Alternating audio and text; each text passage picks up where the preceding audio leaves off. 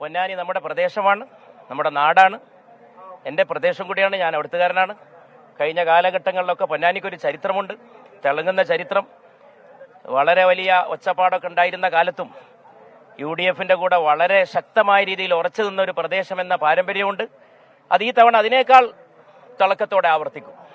4 മണ്ഡലങ്ങളിൽ LDFും മറ്റു UDF അങ്ങനെയൊക്കെയാണ്. ലോക്സഭാ തെരഞ്ഞെടുപ്പിൽ പ്രസക്തമായ കാര്യങ്ങളെയല്ല എന്ന് മുമ്പ് കാലത്തും പലതവണ തെളിയിക്കപ്പെട്ടിട്ടുള്ളതാണ്. ഈ തവണ ഇതാ ജനങ്ങളുടെ കയ്യിലാണ്, ജനങ്ങളത് തെളിയിക്കും. ജനങ്ങൾക്കെല്ലാം അറിയാം രാജ്യത്തെ സാഹചര്യം, UDFന്റെ അനുകൂലമായിട്ടുള്ള സാഹചര്യം, ദേശീയമായിട്ടുള്ള സാഹചര്യം, നയങ്ങൾ, ഇതൊക്കെ ജനങ്ങളുടെ മുമ്പിലുണ്ട്. പിന്നെ ഞാൻ അടുത്ത കാലത്ത് ഒക്കെ വരെ എല്ലാവർക്കും അറിയുന്ന പോലെ പാർലമെന്റിനകത്തും നാട്ടിലൊക്കെ പ്രവർത്തിച്ചുകൊണ്ടിരുന്നതാണ്.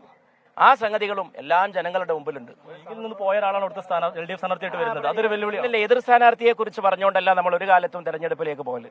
നമ്മുടെ നയം, നമ്മുടേതായിട്ടുള്ള പരിപാടികൾ, നമ്മുടെ പ്രവർത്തനം, നമ്മൾ ജനങ്ങളുടെ മുമ്പിൽ വെക്കുന്ന കാര്യങ്ങൾ, നാളെ അവിടെ ചെയ്യാൻ ഉദ്ദേശിക്കുന്ന കാര്യങ്ങൾ, ഇതൊക്കെയാണ് എപ്പോഴും പറയാറുള്ളത്. മറ്റു കാര്യങ്ങൾക്കൊന്നും അതിൽ പ്രസക്തിയില്ല.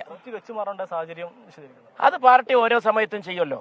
പാർട്ടിക്ക് അതിനുള്ള എല്ലാവിധ അവകാശം ഉണ്ടല്ലോ. എല്ലാ പാർട്ടികളും ചെയ്യുന്നതല്ലേ. അതിലും വെച്ച് മാറ്റെന്ന് പറയുന്നില്ല. പാർട്ടി തീരുമാനിക്കുന്നു. നമ്മുടെ ഏറ്റവും സമുന്നതമായ നേതൃത്വമാണ് മുസ്ലിം ലീഗിന്റെ ആദരണീയനായ സയ്യിദ് സാദിഖ് അലി ശിഹാബ് തങ്ങൾ. ആ തീരുമാനം ഏറ്റവും നല്ലത്. തങ്ങളെടുക്കുന്ന എല്ലാ തീരുമാനവും ഏറ്റവും വിജയകരം.